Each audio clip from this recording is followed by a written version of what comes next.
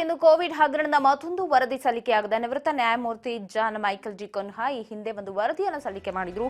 ಈಗ ಮತ್ತೊಂದು ವರದಿಯನ್ನ ಸಲ್ಲಿಕೆ ಮಾಡಿದ್ದಾರೆ ಸಿಎಂ ಸಿದ್ದರಾಮಯ್ಯ.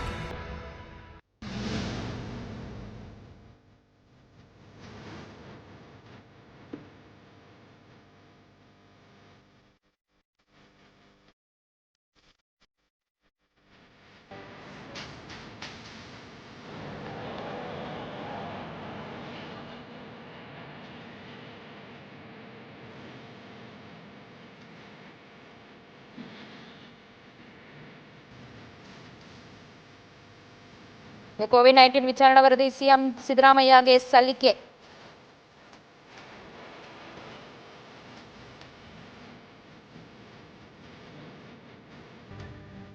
ನಿವೃತ್ತ ನ್ಯಾಯಮೂರ್ತಿ ಜಾನ್ ಮೈಕಲ್ ಜಿ ಕುನ್ಹಾ ವರದಿಯನ್ನ ಸಲ್ಲಿಕೆ ಮಾಡ್ತಾರೆ.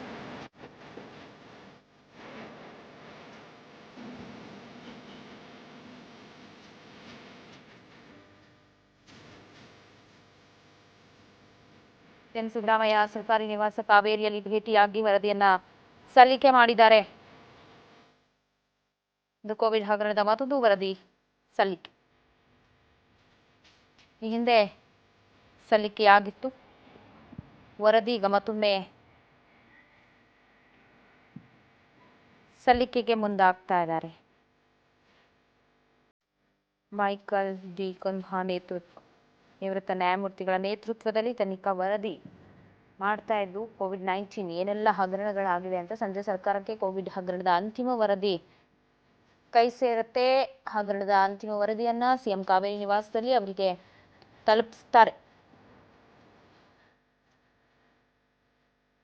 ಕೋವಿಡ್-19 ವಿಚಾರಣಾ ಆಯೋಗ ಸಿಎಂ ಭೇಟಿ ಮಾಡಲಿದ್ದು ಸಂಜೆ 5 ಗಂಟೆಗೆ ಭೇಟಿ ಮಾಡ್ತಾರೆ. ಅದಾದ ನಂತರ ಸಲ್ಲಿಕೆ ಆಗುತ್ತೆ ವರದಿ.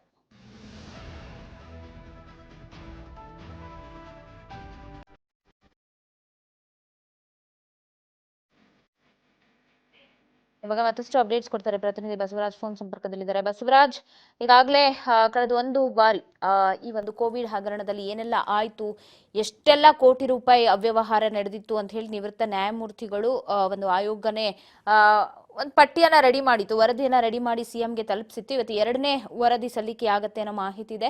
ಸದ್ಯದ ಅಪ್ಡೇಟ್ ಬಸವರಾಜ್.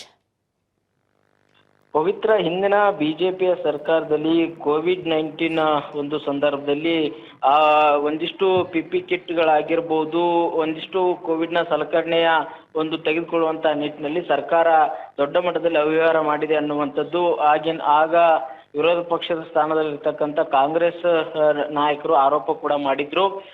ಈ ಒಂದು ಹಿನ್ನೆಲೆಯಲ್ಲಿ ಈಗ ಸರ್ಕಾರ ಬಂದಂತ ಸಂದರ್ಭದಲ್ಲಿ ಅದನ್ನ ನಿವೃತ್ತ ನ್ಯಾಯಮೂರ್ತಿ ಮೈಕಲ್ ಕುನ್ನಾ ಅವರ ನೇತೃತ್ವದಲ್ಲಿ ಒಂದು ಆಯೋಗವನ್ನು ಕೂಡ ರಚನೆ ಮಾಡಿತ್ತು. ಆ ಆಯೋಗ ಈಗಾಗಲೇ ಒಂದು ಬಾರಿ ಪ್ರಾಥಮಿಕ ಒಂದು ವರದಿಯನ್ನು ಕೂಡ ಈಗ ಕೊಟ್ಟಿರ್ತಕ್ಕಂಥ, ಅದರಲ್ಲಿ ಪಿಪಿ ಕಿಟ್ ಒಂದು 300 ರೂಪಾಯಿ ಇದ್ದದ್ದು ಒಂದು ರೀತಿಯಲ್ಲಿ 3,000 ರೂಪಾಯಿ ಲೆಕ್ಕದಲ್ಲಿ ಕೂಡ ಅದನ್ನ ಸಾವಿರಾರು ರೂಪಾಯಿ ಹೆಚ್ಚಿಗೆ ಹಾಕಿ ಅದಕ್ಕೆ ಆ ಒಂದು ಕೋಟ್ಯಾಂತರ ರೂಪಾಯಿ ಕೂಡ ಹಗರಣ ಮಾಡಿದ್ದಾರೆ ಅನ್ನುವಂಥದ್ದನ್ನು ಕೂಡ ಅವರು ವರದಿಯಲ್ಲಿ ಉಲ್ಲೇಖ ಮಾಡಿದ್ರು. ಅದರಂತೆ ಇವತ್ತು ಮತ್ತೊಂದು ವರದಿಯನ್ನ ಸಿಎಂ ಸಿದ್ದರಾಮಯ್ಯವರಿಗೆ ಸಲ್ಲಿಕೆ ಮಾಡಲಿದ್ದಾರೆ.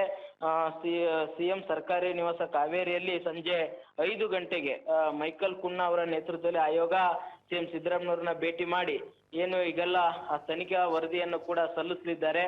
ಆ ವರದಿ ಅನ್ವಯ ಅದನ್ನ ಸಚಿವ ಸಂಪುಟದಲ್ಲಿ ಮುಂದಿಟ್ಟು ವರದಿಯಲ್ಲಿ ಯಾವ್ಯಾವ ರೀತಿಯಾಗಿ ಹಗರಣ ಆಗಿದೆ, ಯಾವ್ಯಾವ ಸಲಕರಣೆಗಳಲ್ಲಿ ಎಷ್ಟು ದೊಡ್ಡ ಮೊತ್ತದಲ್ಲಿ ಹಣವನ್ನು ಪಡೆದುಕೊಂಡಿದ್ದಾರೆ, ಭ್ರಷ್ಟಾಚಾರ ಯಾವ ರೀತಿಯಾಗಿ ನಡೆದಿದೆ ಅನ್ನುವಂಥದ್ದನ್ನು ಕೂಡ ಅದರಲ್ಲಿ ಅಂಕಿಅಂಶಗಳ ಸಮೇತ ಕೂಡ ಇಟ್ಟಿರ್ತಕ್ಕಂಥದ್ದು. ಹಾಗಾಗಿ ಆ ಅಂಕಿಅಂಶಗಳನ್ನು ಕೂಡ ಇವತ್ತು ವರದಿಯನ್ನು ಸಲ್ಲಿಸಿದಂತ ಸಂದರ್ಭದಲ್ಲಿ ಸರ್ಕಾರ ಅದನ್ನ ಕ್ಯಾಬಿನೆಟ್ ನಲ್ಲಿ ಮುಂದಿಟ್ಟು ಅದನ್ನ ಯಾವ ರೀತಿ ತನಿಖೆ ನಡೆಸಬೇಕು ಅನ್ನುವಂಥದ್ದನ್ನು ಕೂಡ ತೀರ್ಮಾನವನ್ನು ಕೂಡ ಕೈಗೊಳ್ಳಿದ್ದಾರೆ. ಹಾಗಾಗಿ ಇಂದಿನ ಬಿಜೆಪಿ ಸರ್ಕಾರದಲ್ಲಿ ಆಗಿರ್ತಕ್ಕಂಥ ಅವ್ಯವಹಾರದ ಕುರಿತು ಈಗ ಸರ್ಕಾರ ಸಾಕಷ್ಟು ಒಂದ್ ಕಡೆ ಈ ಮೈಕಲ್ ಕುನ್ನಾ ಅವರ ನೇತೃತ್ವದಲ್ಲಿ ಆಯೋಗವನ್ನು ರಚನೆ ಮಾಡಿದ ಸಂದರ್ಭದಲ್ಲಿ ಹಲವಾರು ರೀತಿಯಲ್ಲಿ ಕೂಡ ತನಿಖೆಯನ್ನು ಕೈಗೊಂಡಿದ್ದಾರೆ. ಇವತ್ತು ಆ ತನಿಖಾ ವರದಿ ಸಿಎಂ ಸಿದ್ದರಾಮಯ್ಯ ಅವರ ಕೈ ಸೇರಲಿದೆ.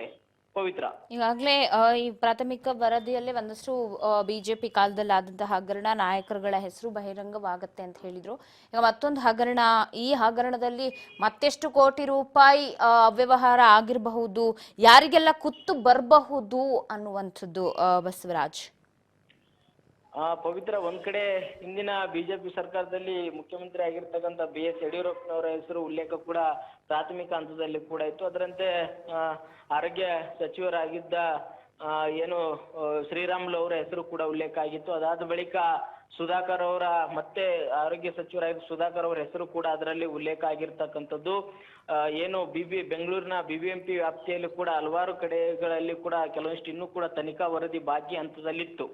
ಆ ಒಂದು ಹಂತದಲ್ಲಿ ಕೂಡ ಅದನ್ನ ನಾವು ಕೂಡ ತನಿಖೆ ಮಾಡ್ತೀವಿ ಅನ್ನೋದು ಪ್ರಾಥಮಿಕ ವರದಿಯಲ್ಲಿ ಕೂಡ ಉಲ್ಲೇಖ ಮಾಡಿದ್ರು. ಅದರಂತೆ ಎಲ್ಲವನ್ನು ಕೂಡ ಈಗ ತನಿಖೆ ಮಾಡಿ ಒಂದು ವರದಿಯನ್ನು ಕೂಡ ಸಿದ್ಧಪಡಿಸಿಕೊಂಡಿರ್ತಕ್ಕಂಥದ್ದು. ಹಾಗಾಗಿ ಇಂದಿನ ಸರ್ಕಾರದಲ್ಲಿ ಇರ್ತಕ್ಕಂಥ ಆರೋಗ್ಯ ಇಲಾಖೆ ನಿಭಾಯಿಸಿರ್ತಕ್ಕಂಥ ಸಚಿವರು ಮತ್ತೆ ಆಗಿನ ಮುಖ್ಯಮಂತ್ರಿಗಳಿಗೂ ಕೂಡ ಸಾಕಷ್ಟು ಒಂದ್ ಕಡೆ ಕುತ್ತು ಬರುವಂತ ಸಾಧ್ಯತೆ ಇದೆ. ಎಷ್ಟು ಈಗ ಒಂದ್ ರೀತಿಯಲ್ಲಿ ಅದನ್ನ ಇನ್ನು ದೊಡ್ಡ ಮೊತ್ತದ ಒಂದು ಭ್ರಷ್ಟಾಚಾರ ಅಂತ ಹಿನ್ನೆಲೆಯಲ್ಲಿ ಅದನ್ನ ಯಾವ ರೀತಿ ತನಿಖೆ ವಹಿಸಬೇಕು ಅನ್ನುವಂಥದ್ದು ಕೂಡ ಸರ್ಕಾರ ಸಾಕಷ್ಟು ಚಿಂತನೆಯಲ್ಲಿದೆ. ವಿಪಕ್ಷ ಒಂದ್ ರೀತಿಯಲ್ಲಿ ಬಿಜೆಪಿಯ ಪಕ್ಷದಲ್ಲಿ ಇರ್ತಕ್ಕಂಥ ನಾಯಕರೇ ಈ ಒಂದು ಹಗರಣದಲ್ಲಿ ಭಾಗಿಯಾಗಿದ್ದಾರೆ ಅನ್ನುವಂಥದ್ದು. ಹಾಗಾಗಿ ಅವ್ರ ಮೇಲೆ ಕ್ರಮ ಕೈಗೊಳ್ಳುವಂತ ನಿಟ್ಟಿನಲ್ಲಿ ಕೂಡ ಸರ್ಕಾರದ ಮಟ್ಟದಲ್ಲಿ ಇರ್ತಕ್ಕಂಥ ಹಲವಾರು ಶಾಸಕರಾಗಿರ್ಬೋದು, ಸಚಿವರಾಗಿರ್ಬೋದು ಒತ್ತಾಯವನ್ನು ಕೂಡ ಮಾಡಿದ್ರು. ಅದರಂತೆ ಆಯೋಗವನ್ನು ಕೂಡ ಈಗ ರಚನೆ ಮಾಡಿರ್ತಕ್ಕಂಥದ್ದು. ಆಯೋಗದ ವರದಿ ಅನ್ವಯ ಒಂದ್ ರೀತಿಯಲ್ಲಿ ಅವರಿಗೆ ತಕ್ಕ ಒಂದ್ ರೀತಿ ಕಾನೂನು ರೀತಿಯಲ್ಲೇ ಕ್ರಮ ಆಗ್ಬೇಕು ಅನ್ನುವಂಥದ್ದು ಕೂಡ ಆಗ್ರಹ ಇದೆ. ಹಾಗಾಗಿ ಸರ್ಕಾರ ಇದನ್ನ ಯಾವ ಹಂತಕ್ಕೆ ತೆಗೆದುಕೊಂಡು ಹೋಗುತ್ತೆ ಅನ್ನುವಂಥದ್ದು ಕಾದಷ್ಟೇ ನೋಡಬೇಕಾಗಿದೆ. ಪವಿತ್ರ. Thank you Basavaraj. ಸಂಜೆ 5 ಗಂಟೆಗೆ ಸಿಎಂ ಅನ್ನ ಭೇಟಿ ಆಗ್ತಾರೆ ಆಯೋಗ. ಕುನ್ಹಾ ಅವರ ಆಯೋಗ ಸಿಎಂ ಸರ್ಕಾರಿ ನಿವಾಸ ಕಾವೇರಿಯಲ್ಲಿ ಭೇಟಿ ಮಾಡಿ COVID-19 ವಿಚಾರಣಾ ವರದಿಯನ್ನು ಸಿಎಂಗೆ ಸಲ್ಲಿಕೆ ಮಾಡಲಿದೆ. ಸೊ ಕಾದ್ ನೋಡೋಣ ಏನೆಲ್ಲ ವರದಿಯಲ್ಲಿ ಮತ್ತೆ ಯಾರಿಗೆಲ್ಲ ಡವಡವ ಶುರುವಾಗುತ್ತೆ, ಏನಿದೆ ಅಂತ ಹೇಳಿ. ಹಿಂದಿನ ಸರ್ಕಾರದಲ್ಲಿ ಕೋವಿಡ್ ಭ್ರಷ್ಟಾಚಾರದ ಬಗ್ಗೆ ಈ ವರದಿ ಕೈ ಸೇರುತ್ತೆ.